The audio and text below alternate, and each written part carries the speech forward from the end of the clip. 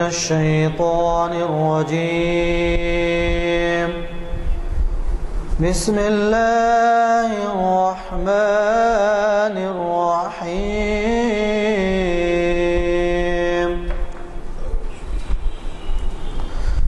أرأيت الذي يكذب بالدين فذلك الذي يدع اليتيم ولا يحض على طعام المسكين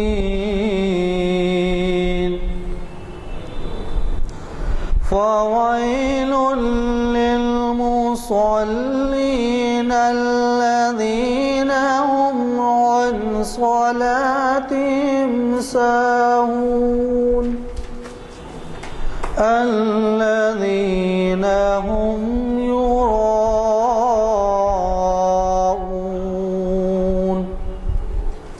ويمنعون الماعون. صدق اللہ العظیم. حضرات، آپ نے ابھی قاری محمد مرتضیٰ صاحب کی خوش الہان قرات سماعت فرمائی. جیسے کہ آپ واقف ہیں، ہمارے اعلامیہ نمبر 452 کا آج آخری آئٹم آج 7 نومبر 2012 عیسوی مطابق 21 ذی الحجہ 1433 ہجری بروز چہارشنبہ بعد نماز عصر کانفرنس ہال جامع مسجد گن فاؤنڈری جامع مسجد عالیہ گن فاؤنڈری میں منعقد ہو رہا ہے، اور یہ محفل اقبال شناسی کی 687ویں نشست ہے،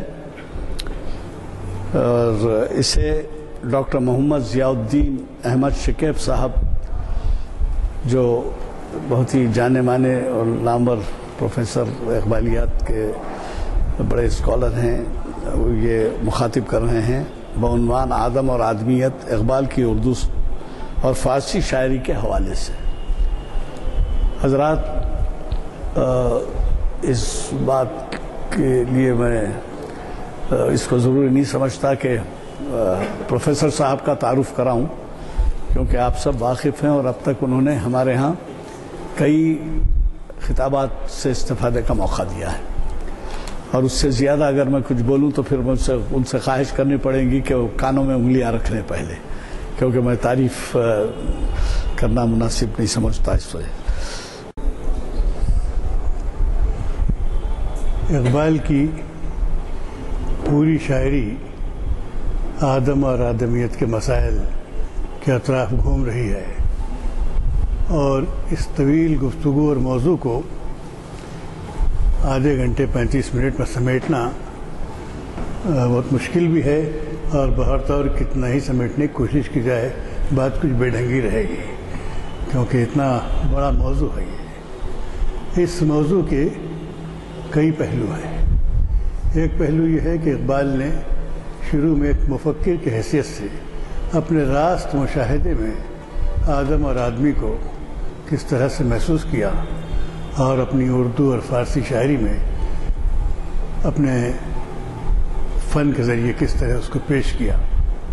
پھر دوسرا مرحلہ اس آدمی کی خودی کو انگیز کرنا، جگانا، اور پھر اس کے طرف ان کی فکر کا تانا بانا بنتا ہے. یہ ایک علیحدہ لیکچر چاہتا ہے. اور تیسرا مرحلہ اس کا آتا ہے جو وہ خودی کو مسلمان کرنا چاہتا ہے، یا خودی کی نامسلمانی سے فریاد، کیونکہ دنیا میں جو کچھ بڑے کام اچھے اور برے ہو رہے ہیں وہ انسان کی اعلیٰ خودی کا نتیجہ ہے. لیکن اچھے کام ہو رہے ہیں تو اچھی بات ہے، لیکن جو برے کام ہو رہے ہیں وہ کتنی بری بات ہے. تو وہ خودی کی مسلمانی کے بڑے زبردست کام ہوتے ہیں، اور وہاں پر وہ انسان کی خودی کو ایمان کے ساتھ آئیڈینٹیفائی کرنے کے لیے جو ترغیب دیتے ہیں، اور جو ان کی فلسفیانہ اور فکری اور مصورانہ کوشش، آرٹسٹی ایک ماہر فن کی حیثیت سے، شاعر کی حیثیت سے جو کوشش ہے وہ تو گویا تیسرے لیکچر کا موضوع ہو سکتا ہے. زندگی باقی رہی تو آگے کبھی ان موضوعات پہ گفتگو کریں گے. آج میں اس موضوع کے مبادیات کے تعلق سے گفتگو کروں گا. لہذا ایسے حضرات آڈینس سے بڑے لائق لوگ رہتے ہیں. کوئی اقبال کو آئنسٹائن سے ملانا چاہتا ہے، وہ بھی مسئلہ ہے، لیکن وہ تو اطراف اقبال ہے. خود اقبال کے دامن میں اتنا زیادہ ہے کہ اس کو کوئی پوچھ ہی نہیں. اور ایک دلچسپ بات یہ ہے کہ مغربی افکار سے اقبال کی اعلیٰ فکر متاثر نہیں ہے. اقبال کی فکر کی ادنا سطحیں مغربی افکار سے لین دین کرتی ہیں. اعلیٰ سطحوں پہ اقبال بہت آگے نکل جاتے ہیں. جہاں اقبال مغرب سے لیتے نہیں ہیں، مغرب اقبال سے لے گا. یہ میرا مختصر سا تجزیہ ہے. جیسے میں نے گزشتہ لیکچر میں بتایا تھا، جس چیز پہ ان کی نظر پڑتی تھی ان کی ایک حکیمانہ طرز فکر ہوتی تھی. چاند تاروں کو دیکھا، ان کے بارے میں حیران ہوئے. سورج کو دیکھا اور اس بانگ درا ہی میں 27 نظمیں لکھ دی. پوری شاعری میں بہت کچھ یعنی آفاقی مظاہر کے بارے میں انہوں نے گفتگو کی ہے. اور اس کے بعد اس میں ان کو احساس ہوا کہ کائنات اتنی خوبصورت پر نور سب ہونے کے باوجود انسان ان سب سے آگے ہے. یہ موضوع ان کا آج بھی کسی حد تک میرے گزشتہ لیکچر کو اور آج کے لیکچر کو مربوط کرے گا. اقبال نے اپنی ابتدائی زندگی میں انسان کے بارے میں جو کچھ سوچا وہ کوئی خاص مذہبی نقطہ نظر نہیں تھا. انہوں نے ایک عام آدمی کی حیثیت سوچا. اسکول میں اور کالجز میں جو نظریہ ارتقاء کے بارے میں پڑھتے تھے وہ ان کے پیش نظر رہا. ہندوستان کی گویا ویدک روایات میں زندگی کی جو دھارا ہے وہ بھی ان کے پیش نظر رہی ہے. اسلام میں جو کچھ آیا ہے کچھ اس کا پرتو ہے. خیالات بالکل تشکیلی دور میں تھے. انہوں نے ایک ترانہ ہستی نظم لکھی جو بڑی طویل نظم ہے اور وہ ان کے کسی مجموعے میں شامل نہیں ہے. لیکن اس ترانہ ہستی میں اس کے اشعار نہیں سناؤں گا. گیان چند جین کی کتاب اقبال کے ابتدائی کلام میں وہ طویل نظم موجود ہے. اس میں انہوں نے یہی بتایا کہ زندگی ارتقاء کا نتیجہ ہے. اس کے بعد دوسرا مرحلہ یہ ہوتا ہے کہ اقبال اس میں کے بعض خیالات اقبال کے ساقی نامے میں اور بعض دوسری نظروں میں جستہ جستہ آتے ہی رہتے ہیں. جیسے گل شاخ سے ٹوٹتے بھی رہے، ایسی شاخ سے گل شاخ سے پھوٹتے بھی رہے، اسی شاخ سے ٹوٹتے بھی رہے. دما دم رواں ہے یہ میں زندگی، ہر ایک شے سے پیدا رہے میں زندگی. یہ تصورات بہت ابتدائی زمانے میں بھی ان کے پاس ہیں، مگر جو ناپختہ شاعری تھی اس کو انہوں نے ضائع کیا. اقبال کی یہ جو کلیات ہے اس سے کہیں زیادہ ضخیم کلام اقبال نے حذف کر دیا ہے جو بعد میں محفوظ ہو کے چھاپا گیا ہے. یہ ان کی ہمت تھی اور انہوں نے وہ پیش کیا جو پیش کرنے کے قابل ہو. اور میں اسی حصے کو لوں گا جو اقبال نے پیش کرنے کے قابل سمجھا ہے. اب اس میں ان کی کچھ شاعری اردو میں ہے اور کچھ شاعری فارسی میں ہے. دونوں کا جو آہنگ ہے اور پیغام کی جو وسعت ہے اس میں بڑا فرق ہے. یقیناً کہیں کہیں اردو میں بہت اچھے ہوئے ہیں لیکن فارسی میں وہ بہت زیادہ ان کی فکر عمیق اور عظیم ہے. اور اس کے بعد اقبال نے اپنے فن میں آدم کو جس طریقے سے روشناس کیا ہے وہ گویا آدم اور حوا کی جو شعری روایت قرآن مجید میں اور قدیم صحیفوں میں ہے اس پیرائے کو انہوں نے اپنے آرٹ کے طور پر باقی رکھا ہے. میرا خیال ہے کہ شعر کے لیے اس روایت کا سہارا لینا ان کے لیے دلچسپ بھی تھا.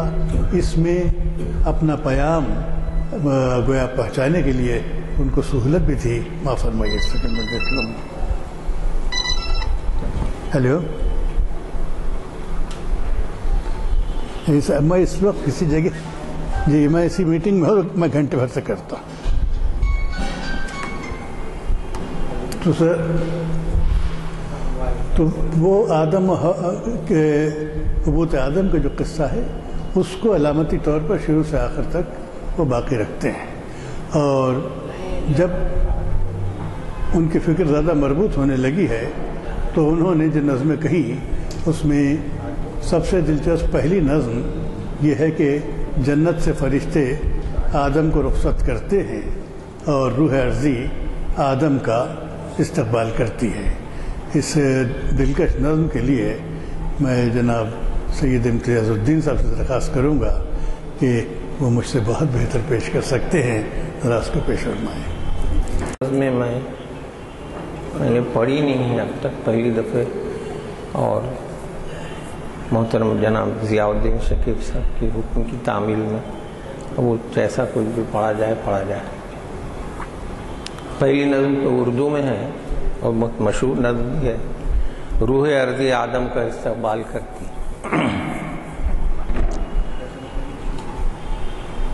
کھول آنکھ زمین دیکھ، فلک دیکھ، فضا دیکھ، کھول آنکھ زمین دیکھ، فلک دیکھ، فضا دیکھ، مشرق سے ابھرتے ہوئے سورج کو ذرا دیکھ، اس جلوے بے پردہ کو پردوں میں چھپا دیکھ، ایام جدائی کے ستم دیکھ، جفا دیکھ، بےتاب نہ ہو معرکہ بیم و رجا دیکھ، ہیں تیرے تصرف میں یہ بادل، یہ گھٹائیں، یہ گنبد افلاک، یہ خاموش فضائیں، یہ کوہ، یہ صحرا، یہ سمندر، یہ ہوائیں تھیں پیش نظر کل تو فرشتوں کی ادائیں، آئی نئے ایام میں آج اپنی ادا دیکھ، سمجھے گا زمانہ تیری آنکھوں کے اشارے، دیکھیں گے تجھے دور سے گردوں کے ستارے، سمجھے گا زمانہ تیری آنکھوں کے اشارے، دیکھیں گے تجھے دور سے گردوں کے ستارے، ناپید تیرے بحر تخیل کے کنارے، پہنچیں گے فلک تک تیری آہوں کے شرارے،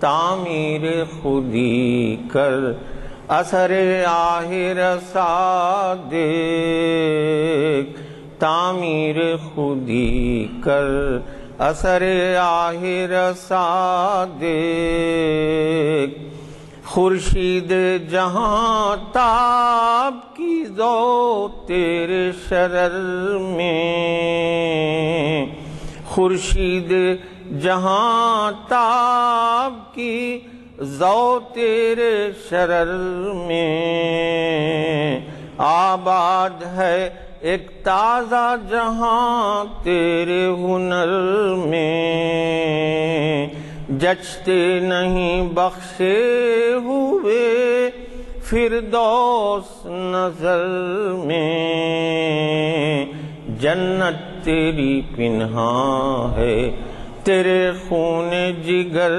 میں، اے پیکر گل کوشش پے ہم کی جزا دیکھ، کھول آنکھ زمین دیکھ، فلک دیکھ، فضا دیکھ، نالندہ تیرے عود کا ہر تار ازل سے، تو جن سے محبت کا خریدار ازل سے، تو پیر صنم خانہ اسرار ازل سے، محنت کش و خون ریز و کمازار ازل سے، ہے راکب تقدیر جہاں تیری رضا دیکھ، کھول آنکھ زمین دیکھ، فلک دیکھ، فضا دیکھ، مشرق سے ابھرتے ہوئے سورج کو ذرا دیکھ۔ آپ کی خوشگوار ترنم سے میری خوش تقریر میں رنگ پڑ گیا۔ آپ نے اقبال کی یہ نہایت دلکش نظم سنی جس میں شاعر روح عرضی کو اپنا اہلکار بناتا ہے اور روح عرضی ایک ماں کی طرح بچے کو بلا رہی ہے۔ اس پوری نظم کی کیفیت ایک نہایت فلسفیانہ لوری کی ہے۔ اس کو بتا رہی ہے کہ ماں بھی چھوٹی لوری میں بچے کے بڑے ہونے میں اس کی خوبیوں، اس کی طاقتوں اور مخفی طاقتوں اور توانائیوں کا ذکر لوری میں کرتی ہے۔ اگر اس کو اعلیٰ ترین حکیمانہ پیمانے پہ کہا جائے تو اردو میں روح آدم اور عرضی کا اقبال نے جو استقبال رکھا ہے وہ بہت ہلکا پھلکا ایک لوری کی طرح نہایت ہی دلکش ہے، لیکن جب وہ فارسی میں جاتے ہیں تو ان کا لہجہ آدم کے استقبال کا بالکل بدل جاتا ہے۔ میں تھوڑی دیر میں امتیاز الدین صاحب سے اس بارے میں عرض کروں گا کہ وہ فارسی کلام سنا کر میری مدد فرمائیں۔ اس دور سے پہلے میں بتاؤں گا جب یہ روح عرضی کا استقبال ہوا، انسان زمین پہ آیا، تو اقبال نے انسان کو انسان نہیں بلکہ بچے کی حیثیت سے کئی جگہوں پر دیکھا ہے، اور طفل کی حیثیت سے اقبال کی کئی نظمیں ہیں۔ اس میں ان کا جو مشاہدہ ہے اس کو ہم کو ہلکا نہیں سمجھنا چاہیے۔ اس میں خاص طور پر ایک نظم ان کی ہے عہد طفلی۔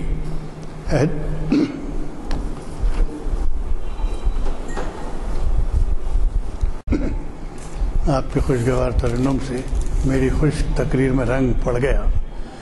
آپ نے اقبال کی یہ نہایت دلکش نظم سنی جس میں شاعر روح عرضی کو اپنا اہلکار بناتا ہے اور روح عرضی ایک ماں کی طرح بچے کو بلا رہی ہے۔ اس پوری نظم کی کیفیت ایک نہایت فلسفیانہ لوری کی ہے۔ اس کو بتا رہی ہے کہ ماں بھی چھوٹی لوری میں بچے کے بڑے ہونے میں اس کی خوبیوں، اس کی طاقتوں اور مخفی طاقتوں اور توانائیوں کا ذکر لوری میں کرتی ہے۔ اگر اس کو اعلیٰ ترین حکیمانہ پیمانے پہ کہا جائے تو اردو میں روح آدم اور عرضی کا اقبال نے جو استقبال رکھا ہے وہ بہت ہلکا پھلکا ایک لوری کی طرح نہایت ہی دلکش ہے، لیکن جب وہ فارسی میں جاتے ہیں تو ان کا لہجہ آدم کے استقبال کا بالکل بدل جاتا ہے۔ میں تھوڑی دیر میں امتیاز الدین صاحب سے اس بارے میں عرض کروں گا کہ وہ فارسی کلام سنا کر میری مدد فرمائیں۔ اس دور سے پہلے میں بتاؤں گا جب یہ روح عرضی کا استقبال ہوا، انسان زمین پہ آیا، تو اقبال نے انسان کو انسان نہیں بلکہ بچے کی حیثیت سے کئی جگہوں پر دیکھا ہے، اور طفل کی حیثیت سے اقبال کی کئی نظمیں ہیں۔ اس میں ان کا جو مشاہدہ ہے اس کو ہم کو ہلکا نہیں سمجھنا چاہیے۔ اس میں خاص طور پر ایک نظم ان کی ہے عہد طفلی۔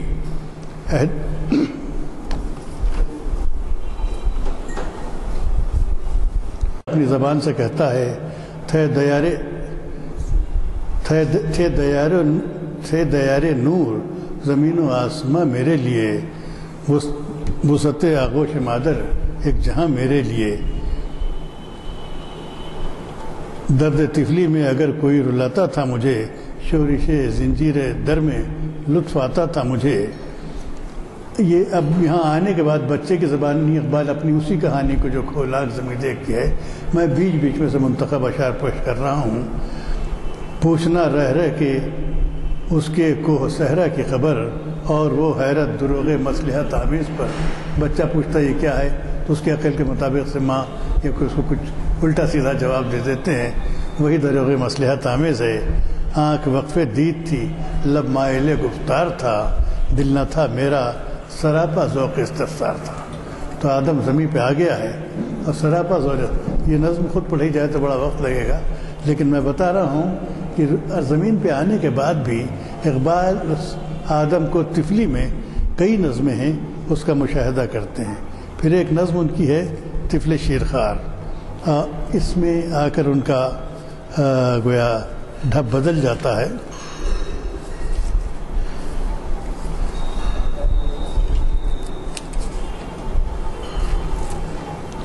سوری 66 یہاں ہے۔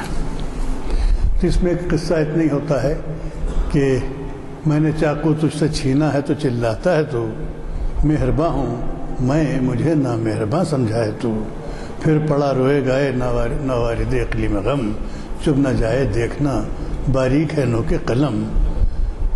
اب بچوں کو سمجھا رہے ہیں کہ چاقو چھوڑ دو، اور وہ کھیل اس چینی کی بلی اس کے وہ ذرا سا جانور ٹوٹا ہوا ہے جس کا سر، اس طریقے سے اس کو بہلاتے ہیں۔ بہلانے کے بعد اس نظم کو گویا منتج کرتے ہیں کہ اس پہ کہ جس طرح حسن ظاہری تیری آنکھوں کو لبھاتا ہے میری بھی آنکھوں کو لبھاتا ہے، اور تو رنگین چیز سے خوش ہو جاتا، نقصان کی پرواہ نہیں کرتا، میرا بھی وہی حال ہے، میری آنکھوں کو لبھاتا ہے حسن ظاہری، کم نہیں کچھ تیری نادانی سے نادانی میری، تیری صورت گاہ گریاں گاہ خندہ میں بھی ہوں، دیکھنے کو نوجواں ہوں طفل ناداں میں بھی ہوں۔ تو یہ اتفاق سے ایک ایسا کامن تھیم ہے کہ ٹیگور نے بھی اسی تھیم پر بڑی خوبصورت نظم کہی ہے۔ اب طفل شیرخوار سے آگے بڑھ کر جب اقبال اس کو انسان کی حیثیت سے دیکھنا شروع کرتے ہیں تو اس میں چند نظموں کے کچھ اشعار آپ کے سامنے پیش کرنا ضروری سمجھتا ہوں۔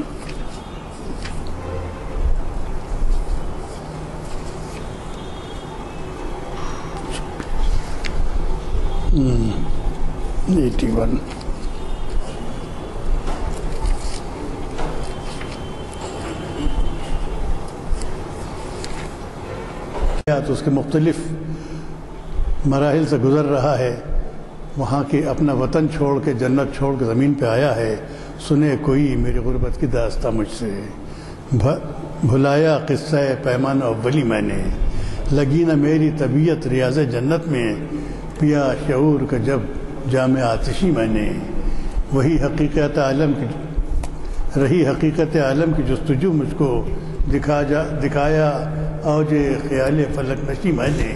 یہ ایک بڑی طویل نظم ہے، اس کے چند شعر میں آپ کو اور سناؤں گا تاکہ میں جو بات عرض کرنا چاہتا ہوں واضح ہو جائے۔ تو انسان نے یہاں آنے کے بعد اس نے جو کام کیا ہے اس میں کچھ اپنے کمالات کو بھی کہتا ہے، کیا اسیر شعاؤں کو برق مضطر کو، بنا دی غیرت جنت یہ سرزمی میں نے، مگر خبر نہ ملی آہ راز ہستی کی، کیا خرت سے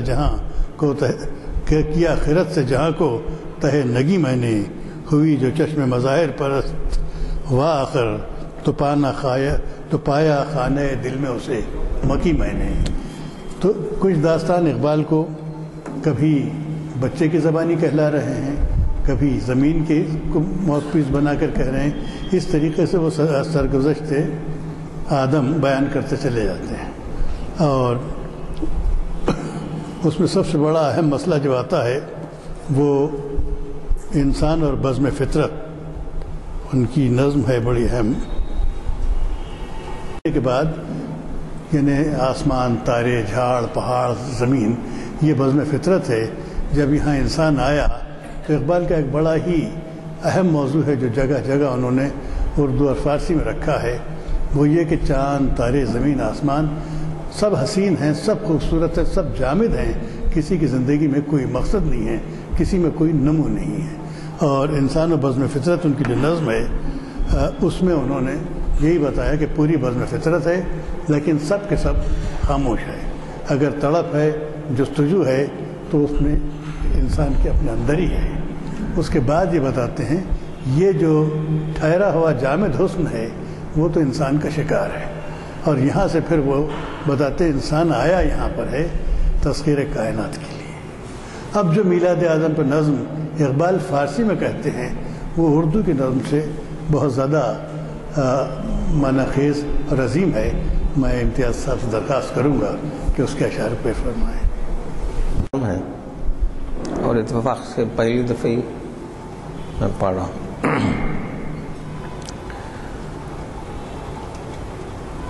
نارضد عشق کے خونی جگر پیدا شد، نارضد عشق کے خونی جگر پیدا شد، حسن لرزید کے صاحب نظر پیدا شد، فطرت آشفت کے از خاک جہان مجبور، فطرت آشفت کے از خاک جہان مجبور، خود گرے خود شکنے خود نگرے پیدا شد، خبر رفت ز گردوں بشبستان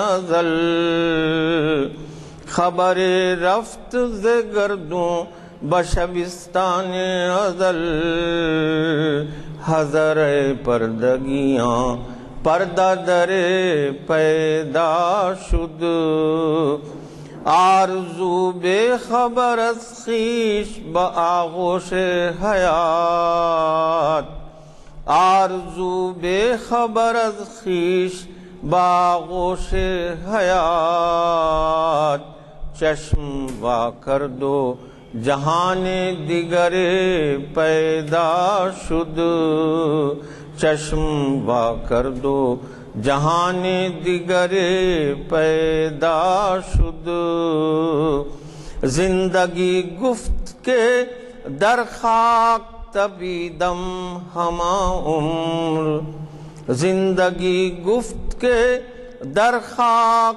تپیدم ہما عمر، تازی گنبد دیرینہ در پیدا شد، نارضد عشق کے خونی جگر پیدا شد، حسن لرزید کے صاحب نظر پیدا شد۔ آپ نے نظم کی دلکشی کو محسوس کیا ہوگا، کچھ احباب ایسے بھی ہیں جنہوں نے اس کی فارسی سمجھی نہیں ہوگی، لہٰذا میں اس کا مختصر سا ترجمہ آپ کی خدمت پیش کروں گا۔ اردو میں تو آپ نے دیکھا تھا کہ وہ پیدا ہو رہے ہیں، آدم آ رہے ہیں اور روح عارضی استقبال کر رہی ہے، لیکن اس نظم کا زاویہ بالکل بدلا ہوا ہے۔ وہ یہ کہ جیسے ہی آدم زمین پہ آئے تو عشق نے ایک نعرہ لگایا کہ زمین کے اوپر ایک خونی جگر آ گیا ہے، اور خونی جگر کا مطلب بہت ہی جری اور بے انتہا بہادر اور حوصلے والی مخلوق یہاں پیدا ہوئی ہے۔ عزم اور حوصلے اس کی عظمت کو دیکھنے کی وجہ سے جو حسن تھا وہ حسن طاقت کے آگے سہمتا ہے، وہ سہم گیا، لرزاں ہو گیا، حسن لرزید کے صاحب نظر پیدا شد، یعنی آدم کے آنے سے کائنات میں حیرانی شروع ہوئی ہے کہ کیا ہو رہا ہے۔ فطرت آشفت کے از جا کے خانے بیدار، فطرت بکھر گئی، پریشان ہو گئی۔ خود آپ نے حیدرآباد میں دیکھا کہ یہ پہاڑیوں کا شہر آپ نے پاش کر کے سب بالکل سپاٹ کر دیا ہے، تو آدمی کے اندر تو ہے بڑے بڑے پہاڑوں کے دل چیرے اس نے، فضاؤں کو تصویر کیا ہے، ہوائی جہاز پہ آپ سفر کرتے ہیں، دریاؤں کا اپنے پیر کیا ہے، تو یہ ہے کہ یہ جو مظاہر فطرت تھے، پہاڑ اپنی جگہ سر اٹھائے کھڑے تھے، صحرا اپنی جگہ تھے، دریا اپنی جگہ تھے، سمندر اپنی جگہ، فضائیں اپنی جگہ، لیکن کوئی ایسا نہیں تھا جس کا حوصلہ یہ ہو کہ ان کو پاش کر سکے اور ان کے اوپر قابو پا سکے۔ تو فطرت ایک دم پریشان ہو گئی۔ فطرت آشفت کیا اس خاک جہان مجبور، فطرت پریشان ہوئی کہ اس مجبور دنیا کی اس مٹی سے خود گری، خود شکنی، خود نگری پیدا ہو شد، ایک ایسا پیدا ہوا ہے جو اپنے آپ کو بھی سمجھتا ہے، اپنے آپ کی تعمیر و تشکیل بھی کرتا ہے، اور پھر اپنے آپ کو لٹانا اور مٹانا بھی جانتا ہے۔ تو یہ بڑے اوصاف ہیں آدمی کے۔ خبر رفت ز گردون به شبستان ازل، حضر پردگیان پردہ دری پیدا شد۔ ایک چیز یہ ہے کہ جتنی چیزیں، یہ ہوا کے پنکھے ہیں، یہ بجلی ہے، یہ برقی ہے، یہ سب چیزیں زمین میں موجود تھیں، اور یہ سب چیزیں ایک صدیوں تک راز تھیں۔ انسان نے کھوج کے قدرت کے رازوں کو افشا کیا، باہر لایا، اس کو اپنا غلام بنا کے اس سے اپنی خدمت لی ہے۔ اقبال نے اردو نظم میں کہا تھا کہ قدرت کا عجیب یہ ستم ہے، انسان کو رازجو بنایا اور راز اس کی نگاہ سے چھپایا۔ وہ طویل نظم ہے، اس کا جواب یہاں ہو رہا ہے کہ خبری رافت ز گردون به شبستان ازل، آسمان سے ایک آواز ازل کے دروازے تک گئی کہ شبستان ازل، کہ اے کائنات کے رازوں کے پردہ چھپانے والوں، اب ایک پردہ چاک کرنے والا آ گیا ہے۔ جو چھپے ہوئے راز ہیں کائنات کے، اب ان کو کھولنے والا پردہ در پیدا ہوا ہے۔ آرزو بے خبر از خویش باغوش حیات، انسان کی آرزو بچے کی کتنی چھوٹی سی ہوتی ہے کہ ایک رنگین کھلونا اور ایک چاکلیٹ یہ چاہتا ہوگا، لیکن یہی آرزو اس کے دل میں جب بڑی تمناؤں کی آرزو بنتی ہے تو یہی آرزو کو شکن بھی ہوتی ہے، زمانے کو بدلنے والی بھی ہوتی ہے۔ آرزو کو خود پتہ نہیں تھا کہ اس کے اندر کتنے مخفی امکانات موجود ہیں۔ اس آرزو نے کو اب اندازہ ہوا کہ اس کے اندر جو اپنے آغوش حیات میں کیا طاقت رکھتی تھی اس سے بے خبر تھی، چشم وا کر۔ اب آرزو نے اپنی آنکھیں کھولی اور اب دیکھا وہ جہان دیگری پیدا شد اور ایک نئی دنیا پیدا کرنا شروع کی ہے۔ اور نئی دنیا تخلیق آدم کے حوالے سے یاد رکھیے کہ ایک دنیا تو اللہ تعالیٰ نے بنائی تھی کہ جو جھاڑ پہاڑ اور چاند تاروں اور دریا کی دنیا تھی، لیکن اسی دنیا کے اوپر انسان نے یہ بڑے بڑے شہر بنائے، اور اس میں کون سی ایجادات اور کون سی چیزیں نہیں ہیں، بلکہ یہ دنیا اب اتنی خوبصورت ہو گئی ہے کہ اب ہم اس میں اتنے کھو گئے ہیں کہ قدرتی دنیا سے دور تر ہوتے جا رہے ہیں۔ نہ ہم زمین دیکھتے ہیں، نہ چاند دیکھتے ہیں، نہ تارہ دیکھتے ہیں، بلکہ اب تو درخت بھی ہماری نظر سے اوجھل ہو رہے ہیں، پرندے بھی ہماری سمجھ سے غائب ہو رہے ہیں۔ انسان کا اپنا پیدا کیا ہوا جو تمدن ہے، اس کا جو حسن ہے، اس کی جو طاقت ہے، اس میں جو آرام ہے، آدمی اس میں گرتا جا رہا ہے۔ اقبال اس وقت کہہ رہے ہیں کہ آرزو کو انہوں نے اپنا سمبل بنایا ہے کہ آرزو نے آنکھیں کھولی اور اس کے بعد ایک نئی دنیا اس نے بنا کے رکھ دی، اور یہ دنیا بنی ہے، یہ بنتی جائے گی، آگے بڑھے گی بھی۔ اس میں ایک مرحلہ یہ آتا ہے کہ انسان جو اپنے گویا کارنامے کرتا ہے تو خدا کو بھول بھی جاتا ہے۔ اس میں ایک نظم کے چند شعر میں آپ کے سامنے پیش کروں گا۔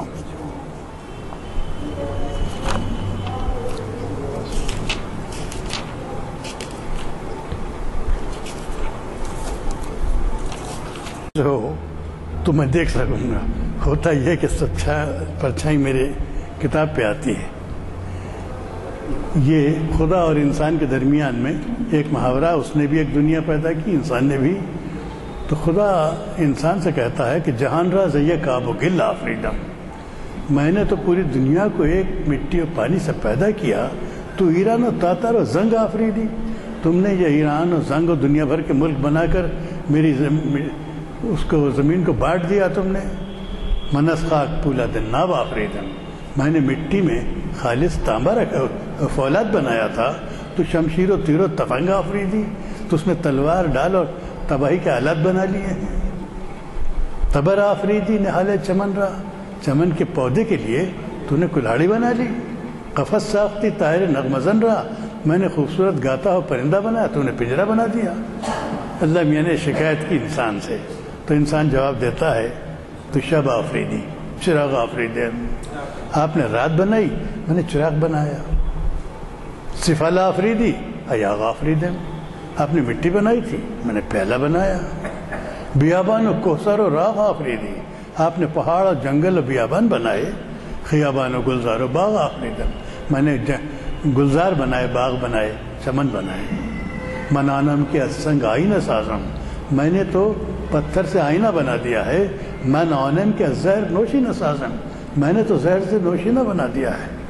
تو یہ اقبال کی ایک شوخی ہے کہ انہوں نے یہ دونوں دنیا، ایک وہ دنیا جو قدرت نے بنائی تھی، ایک وہ دنیا جو انسان کے آرزو نے تخلیق کی ہے، اس میں خدا اور بندے کے درمیان ایک شوق قسم کا مکالمہ رکھا ہے جس سے اس کا حسن معلوم ہو۔ پھر اسی انسان کو وہ دیکھتے ہیں کہ یہاں ہو تو اس کا حال کیا ہے۔ ایک نظم کہتے ہیں انسان کی بانگ درا میں، بہت دلچسپ نظم ہے۔ منظر چمنستاں کے زیبا ہو کہ نازیبا، دنیا کے مناظر، یہ تہذیبی دنیا کے نہیں، قدرتی دنیا کے مناظر، پہاڑوں اور جنگلوں کے مناظر، دریاؤں کے مناظر، چاند تاروں کے مناظر، وہ اچھے ہوں یا برا ہوں، محروم عمل نرگس مجبور تماشا ہے۔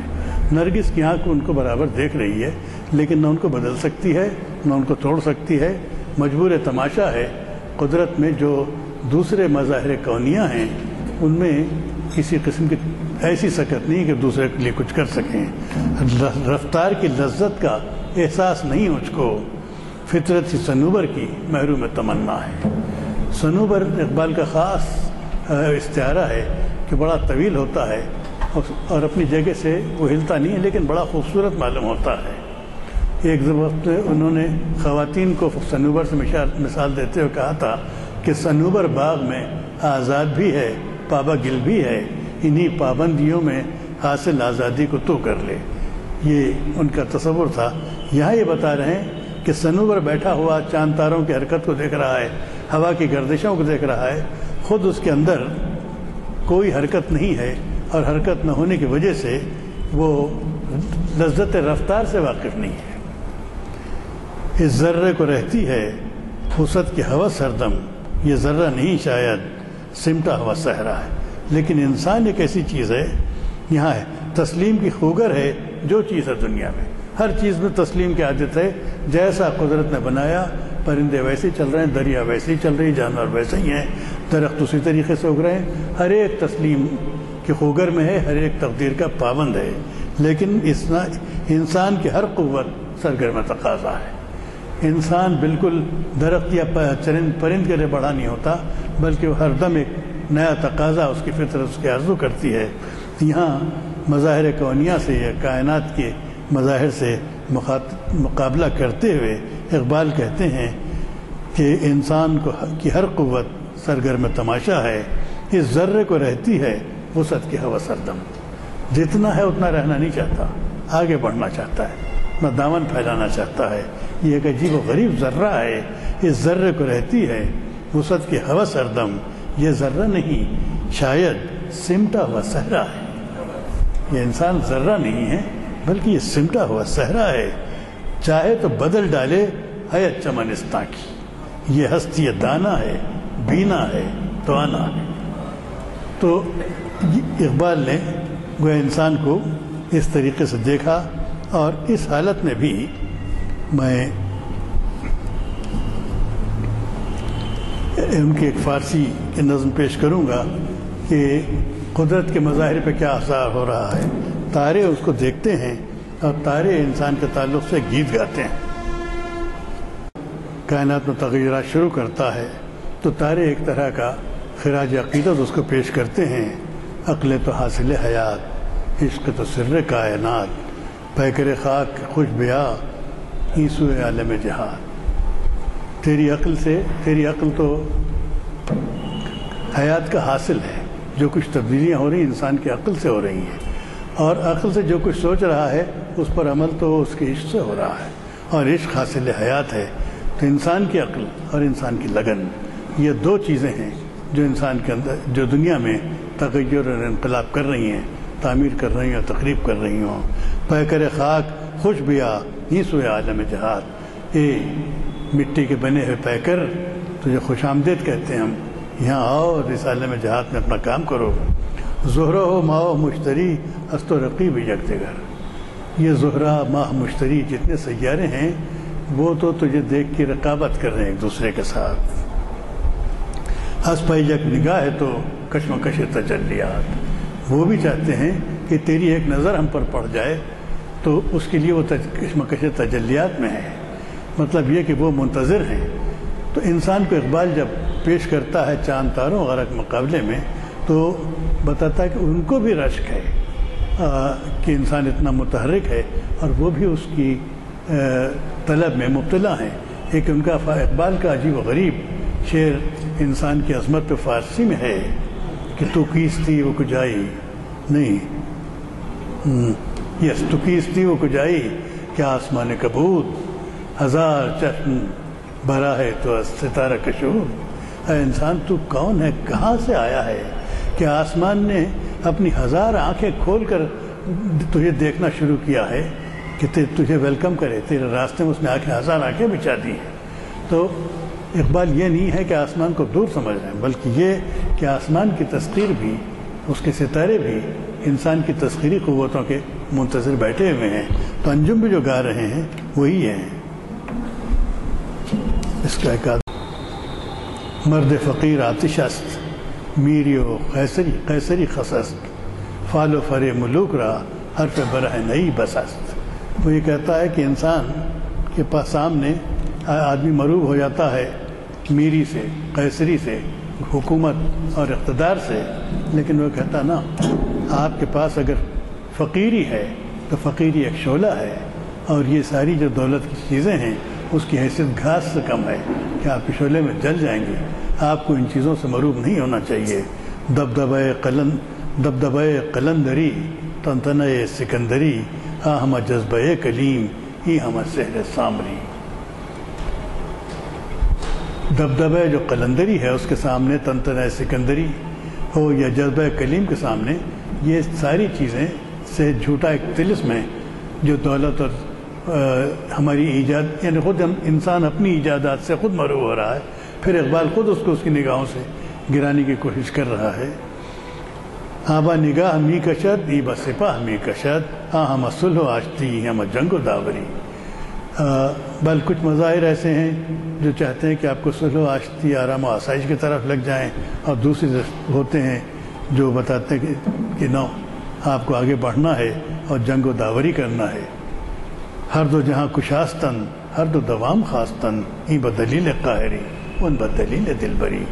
تو آشتی کی دنیا بھی موجود ہے اور جنگ و داوری کی دنیا بھی موجود ہے، لیکن ایک دنیا قاہری کی ہے، ایک دلبری کی ہے۔ اب مشورہ یہ دیتے ہیں کہ ضرب قلندری پیا، اپنے ہاتھ میں قلندری کا عصا اٹھا، سد سکندری شکن، اور سکندری کی جو دیوار ہے اس کو توڑ، رسم کلیم تازہ کن رونق سامری شکن۔ کلیم حضرت موسیٰ کی رسم کو تازہ کر، اور یہ جو دنیا کی آسائشوں کی کا سحر سامری ہے اس سحر سامری کو توڑ۔ تو یہ اقبال کی گویا انسان کو کی پیدائش، جنت سے رخصت ہونا، یہاں پر آنا، کائنات کے ساتھ اس کا رد عمل اور کائنات کا اس کے ساتھ رد عمل، یہ گویا ان کی فکر کے ابتدائی مراحل ہیں، جس میں اردو اور فارسی میں مختلف جگہ اقبال نے پیش کیا ہے۔ اس کے لیے بڑا طویل چاہیے، میں نے چند اشارات ہر چیز کے آپ کے سامنے پیش کیے ہیں۔ اس کے بعد ان کی فکر کا دوسرا پہلو آتا ہے، جہاں جس پہ میں نے اپنی گفتگو ختم کی ہے کہ سد سکندری کو توڑیں، پھر اس کی وضاحت میں اقبال نکلتے ہیں، جہاں ان کا مرکزی فلسفہ شروع ہوتا ہے کہ وہ انسان کی خودی کو جگاتے ہیں، اور پھر اس کے لیے ایک پورا دفتر چاہیے، اور نہایت دلکش انداز میں اقبال انسان کی مخفی قوتوں کو اقبال نے ابھارنے کی کوشش کی ہے۔ اور تیسرے مرحلے میں ان کو یہ احساس ہوتا ہے کہ اگر انسان محض اپنی توانائیوں کو اور اپنی چھپی ہوئی طاقتوں کو پہچان لے اور اس سے جو چاہے کرے تو اس سے میں اچھا بھی ہوگا، دنیا میں تباہ کاریاں بھی آئیں گی۔ اس کے لیے ضروری یہ ہے کہ اس کی گویا مخفی صلاحیتوں کو، اس کی مخفی امکانات کو کی کوئی تربیت ہو، اس کا کوئی راستہ ہو۔ وہاں اقبال اسلام کو لے کے آتے ہیں اور اس کو ایک آفاقی پیمانے سے پہچانتے ہیں۔ وہ گویا اس گفتگو کا تیسرا حصہ ہوگا۔ بہت شکریہ۔ اللهم صل على سيدنا ومولانا محمد وعلى آل سيدنا ومولانا محمد وبارك وسلم. ربنا آتنا في الدنيا حسنة وفي الآخرة حسنة وقنا عذاب النار. ربنا اغفر لي ولوالدي وللمؤمنين يوم يقوم الحساب. رب ارحمهما كما ربياني صغيرا. وصلى الله تعالى على خير خلقه سيدنا ومولانا شفيعنا ونبينا وحبيبنا محمد وآله وأصحابه وأزواجه وذرياته وأهل بيته أجمعين وسلم تسليما كثيرا كثيرا.